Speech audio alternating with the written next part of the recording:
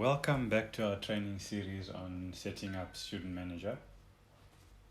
This is obviously designed from the perspective of a system admin. This isn't something you're going to do all the time unless you're setting up a new qualification for the first time. So every time you need to set up a new qualification, this is something that you're going to need to do. So just so that you understand the approach that I'm going to take, what we're doing is whenever we start a new video, we're always going to start from the home page because that's what you're going to see when you log in. And then we'll always navigate from the top down into the section that we need to go to next.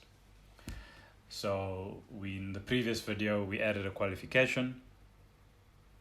That should be linked below so that you can see that and work through it. If you haven't worked through it before, I'd advise that you go and work through that video. So for now, we're going to go to qualifications because the next part that we're dealing with is making sure that your campus is set up correctly and your curriculum is set up correctly. And we'll go into why those are important. Okay, so when we select qualifications, the learning program which we created previously is available. So now we can configure it. So when we configure this learning program, we've dealt with setting up this detail on this page. We can edit it and change it if we want to, but now we're going to focus on the campus.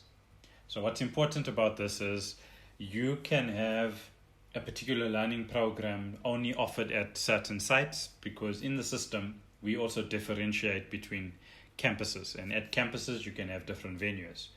So you could say that this is available only to maybe your online learners and your on-site learners won't be able to access this program, stuff like that. So when we add, we can then choose which campus this links to. Now, this particular instance of the system only has an online campus, so we're going to add it there. Is CHE accredited? So this is something that links to something else that deals with validation. So in South African context, there's certain institutions that have programs that are accredited under the Council for Higher Education. In your environment, there may be something else. If there is something else, please let us know, and then we'll add it into the system and also be able to build in some kind of validation to make sure that the information that you've set up for your particular learning program meets the minimum standards for your accrediting body. So just so that you're aware of what it does, I'm going to select as CHE accredited, and then you'll see these additional fields. So what it wants to know is when was the first date you were registered for this program. So that could be anything. So let's say that your date of first registration for this program was the year 2000 and you were accredited on the 24th of January. And your most recent renewal for reaccreditation says that this program will expire on the, let's say, the 25th of January 2021. And you may have a code that is like that. So you now have the accreditation code. So it's the code that they recognize your program by, and those are the dates that you know that your program has been valid for, and it will expire on that date. So that's what that is there for. So now we save this and we have this additional information for our campus. If we wanted to, we can edit and we can deselect that and it will switch off all those additional fields. Okay, so now we have a campus that this program is linked to.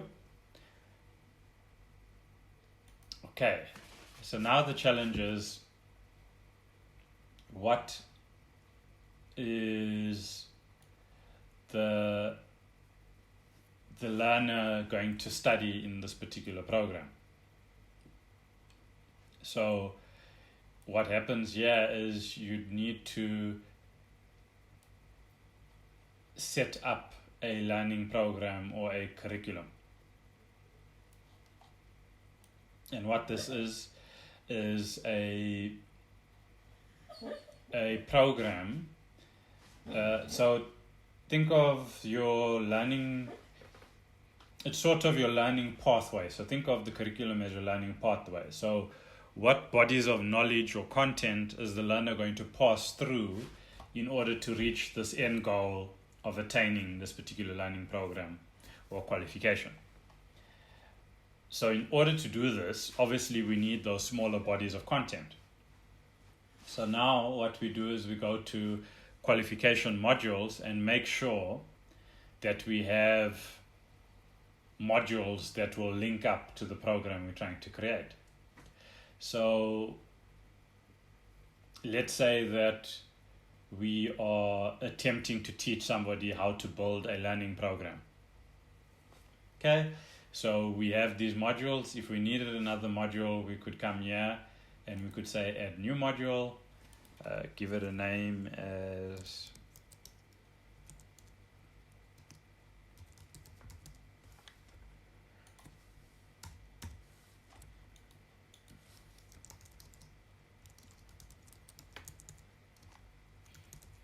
so we're just going to add that this as practice module content. Okay, so we're adding this particular module. Choosing a color is if you're going to use our attendance feature or events feature later.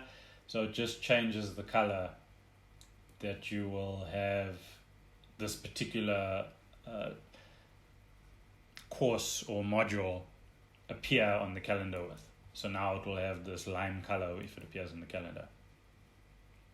Right, so this module has been created. So what happens now is we need to create how we want our one module to link to the next. And that's where our curriculum comes in. So when we come here and we select configure, and now we look at our curriculum,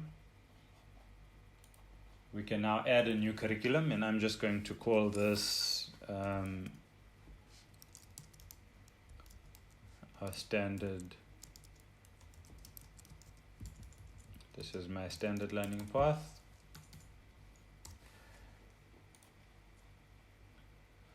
Okay, so when I expand this, the challenge here is that the system needs some method of grouping. So first level grouping is sort of your levels of learning, and a second level grouping would sort of be your subdivisions within that level.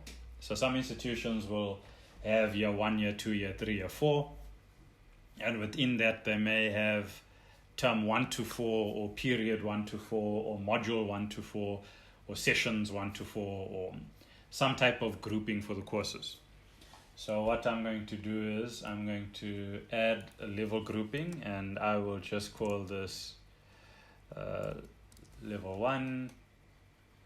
We have this rule: if you had more than one level, is there a minimum number of modules or courses that need to be passed in order for them to progress? I'm leaving this as 0 so that we don't set this up now. We could choose to later. We can always come back and edit it. And now we're going to have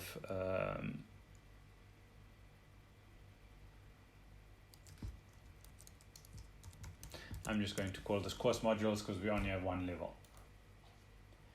So we could use something that said term 1, term 2, term 3, so or semester 1, semester 2, depending on your learning environment. So now we're going to add a module. Okay, so I'm going to say that module 1 is adding a qualification. If we were working with credits, we could give it, just to make this simple, I'm going to say that this is 1 credit, because it may be 10 hours of learning, and we charging 10 of our currency per credit, so this is only costing 10. Right. So now, after we add a module, add a qualification, the next part that they must do is add a module, but before they can add a module, they must have passed adding a qualification. So we'll also give this 1 credit and 10 rand.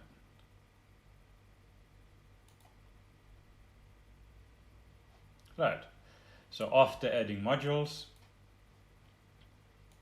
they can then learn how to set up a curriculum. Right. And before they can set up a curriculum, they must have added modules. So I'm just going to make all of these 1 credit and 10 rand. Okay, so for your environment, you may have different costs per credit or costs for a course. You don't necessarily have to give credits, and you don't have to use these pre and co-requisites. So while we're here, let me just explain what they are. So a prerequisite is something else must be passed in order to access this. So in this example, you must pass adding a qualification in order to do adding a module, and in order to do setting up a curriculum, you must have passed adding a module and adding a qualification. We could be more precise and also say that a prerequisite for this is adding modules and adding a qualification, because we're showing now it's a cumulative. So you can't sign up for this until you've passed that. And then after setting up a curriculum, you can have setting up and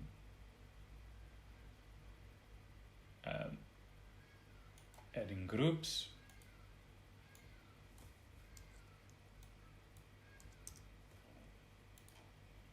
And before you can add a group, you must have added a qualification, you must have added a module, and you must have added a curriculum.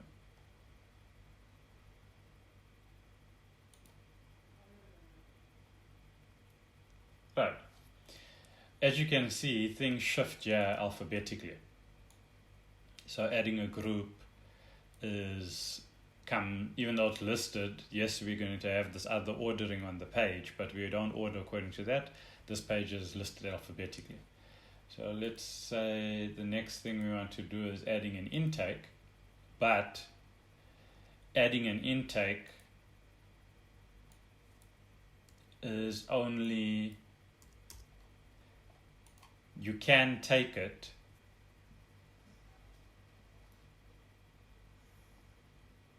after adding a qualification and after adding a curriculum. So that will be the only two things that will block you from registering for it, which means you don't need to do modules and groups in order to do the course for adding an intake.